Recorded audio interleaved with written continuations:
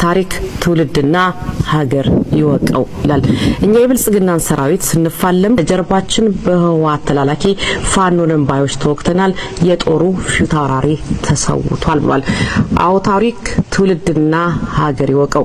በአማራ ህዝብ የህልውና ትግል ውስጥ ፈርቀዳጅ የሆነውን ግዙፉን ክፍለ ጦር ይመራ የነበረው የገብርዬ ክፍለ ጦር ዋና አዛዥና የአማራ ፋኖ ህዝባዊ ድርጅት ጎንደር ጠቅላይ ግዛት እዝ ተቀዳሚ ምክትል አዛዥ ሜጀር ጄኔራል ከፍያለው ደሴ በህወሓት ተላላኪ ፋኖንን ባዮች በሽምግልና ስም ከበባ በመፈጸም ልብ በሚሰብር ክህደት ከጀርባ ተመቶ ሚያዝያ 3 2017 ዓመተ ምህረት ተሰውቷል።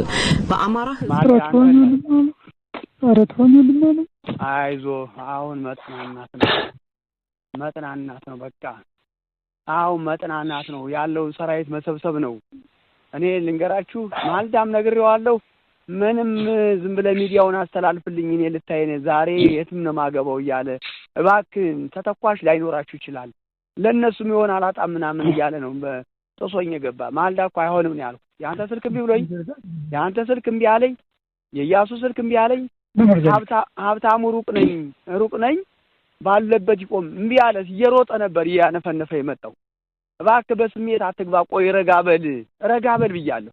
ቀኑ ደርሶ ነው ዛሬ ማልፋቱ ነው።